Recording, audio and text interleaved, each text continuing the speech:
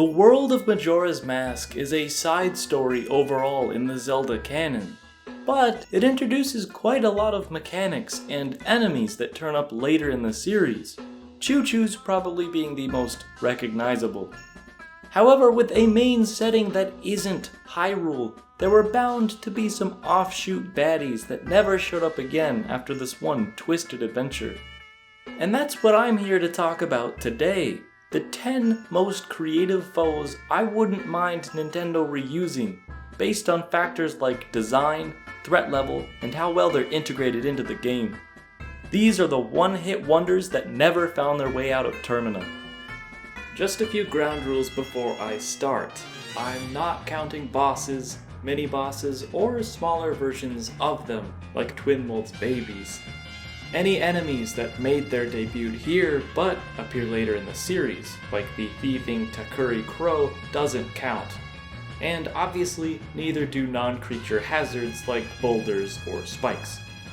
Based on those guidelines, there are 15 completely unique enemies in Majora's Mask, meaning 5 of them, Bad Bats, Mini-Babas, Dexy Hands, Death Armos, and Dragonflies, did not make the cut. So they're banished to obscurity at Nintendo headquarters. Number 10. Ino. With probably the silliest design on the list, to start we have the Inos. Animated piles of snow with faces that make them look like evil Gorons. Stalking the night, these snow people emerge from their burrows and pelt Link, throwing snowballs bigger than themselves and splitting into smaller Inos when hit. While not the most creative idea, hostile creatures living in and made of snow is fun and translates well into a video game. Number 9. Carnivorous lily pads. While mainly a helpful tool for traversal in Zelda, acting as a platform to cross waterways, there are a few instances of lily pads being harmful, like the thorned ones in Skyward Sword. In Majora's Mask, though, they're full-blown antagonistic, Venus flytrap-like beasts that gobble up Link if he comes close. Their weakness is being fed a bomb, or funnily enough, Goron Link, who has a fitting expression should he become their snack. It makes the plants explode, and the only other way of defeating them is to purify the cesspool they live in with fresh water. Number 8. Nejron. I'm going to be honest here, it's not too surprising these guys haven't showed up again. They're the weirdest looking on the list. But, according to the great Hyrule Encyclopedia found on Zelda.com, not to be confused with Dark Horse's encyclopedia, Nejrons are highly evolved hunting machines, adapted to resemble a friendly, rolling Goron as to fool any victim before charging it. As a result, much like Inos but not only in appearance, they can be considered anti-Gorons. They have a distinction of smelling like gunpowder, exploding upon contact like real bomb chews, and anytime one's defeated, another will pop up out of the ground in its place. Kind of annoying, underutilized, but interesting. Number 7. Bows. These creatures called Black Bows are little balls of darkness and act like lackeys in a Dynasty Warriors game. Super easy to dispose of, but lots of them. They gather in shadowed corners of dungeons, appearing in clumps that swarm Link, with a white bow counterpart that thrives on the opposite side of the spectrum. Their creation was probably the result of one of the designer's kids' art projects, meaning they're obviously simple, but it works. The idea of little wisps with beady eyes that form in the dark is creepy.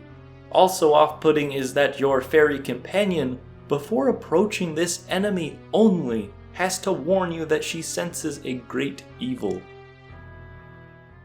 Number 6. Snapper. I have a soft spot for turtles. They've always been some of my favorite animals, and their use in video games likely attributed to that. I enjoy seeing these guys in the Woods of Mystery then, though I'm always mishearing what sound they make. Gag rap, gag rap, gag rap. As a kid, I heard Gak Splat, like they're about to attack with that Nickelodeon toy from the 90s. The spikes around the edges of their shell make for a menacing spin attack too. They can be difficult to avoid, especially considering that, to get through the woods, you have to match the pace of this monkey. He has a habit of trying to psych you out with his unconventional route around the wrong exits. Number 5. Bio Dekubabas. A cooler variant of standard Dekubabas, these killer plants live on the underside of standard lily pads found in places like the secret grottos of Termina Field.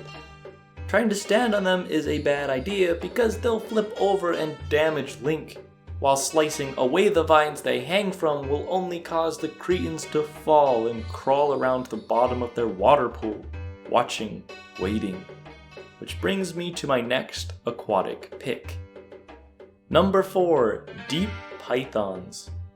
In the depths of Pinnacle Rock lies the spiritual incarnation of true fear, aka the eel from Mario 64's Dire Docks. They're not to be messed with either. When the Gerudo invaded Zora Hall and stole away Lulu's eggs, the Deep Pythons attacked before they could make it back to their fortress and now safeguard half the stash. They don't do much in terms of attacking Link, just thrashing out of their burrow when sensing him. But I don't want to be anywhere near it, and especially not in its mouth. While on the topic, funny story, as a kid playing this game, I guess I forgot about the electrical barrier attack for Zora Link. So I did this whole segment the hard way, which was standing at the edge of their nest and using the fin boomerangs to slowly kill it. Number 3. Desbrecko. The last water-based enemy on here, Desbrecko are large variants of skullfish that pose much more of a threat. Usually seen leading a pack of their lesser, smaller counterparts, skullfish will die immediately if the Desbrecko of their group is taken out first. This monster has a noteworthy death animation too, where it actually floats to the top of the water and lingers for a little while, instead of disappearing right away like any other baddie. Inanimate Desbrecko remains may be what the Guitar of Waves are made out of too, so naturally their coolness factor shoots way up. I've always loved skeletal enemies in video games, fish being my favorite ever since the fish bones of Super Mario World. Number 2. Ghost. Also known as they or them, the ghosts I'm referring to are the spirits that annually invade Romani Ranch and can abduct Creamia's little sister if they reach the barn before dawn of the second day. They're based on classic aliens with an affinity for stealing away cattle, and bear a strong resemblance to the Flatwoods Monster of West Virginian folklore. While they don't try anything to physically harm Link, they'll spawn indefinitely, always creeping towards their target until the mission is over, making for a tense encounter, especially when the stakes are for a child's sanity. It's never shown what exactly happens while Romani's taken away, but after presumably having her brain picked over, she's beyond traumatized. Number 1. Garo. Alright, so the coolest, unique enemy Link can come across in the realm of Termina are by far the Garo. They're said to be assassins from an enemy nation, sent into Icona Kingdom as spies. The Garo mask Link can wear in the N64 version is probably the raddest in the game. I often equip it just because, but its actual ability is pretty terrifying. Besides being needed in plot to enter the valley at all, Garo can optionally be summoned after whenever Tatl senses a thirst for blood. Upon emerging from the ground, they'll out Link for impersonating their master and draw a weapon. They're pretty easy to take out, but I like the sword duel, and an entrapping ring of fire only adds to the moment.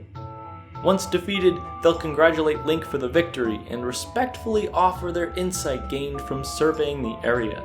Then, like the Japanese suicide ritual seppuku, they'll die in honor, though differing in that they'll either dissolve in flame or, in the case of their real master, pull out an explosive to blow themselves up. To die without a corpse is the supposed way of the Garo clan.